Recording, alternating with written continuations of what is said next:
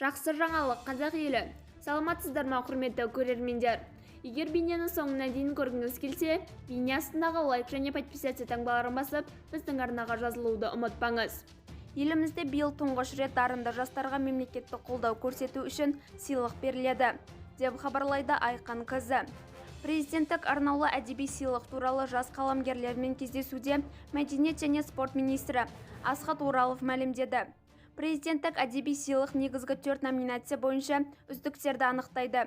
Үміткерлер проза, поэзия, драматургия және балалар әдебиеті бойынша өз еңбектерін ұсына алады.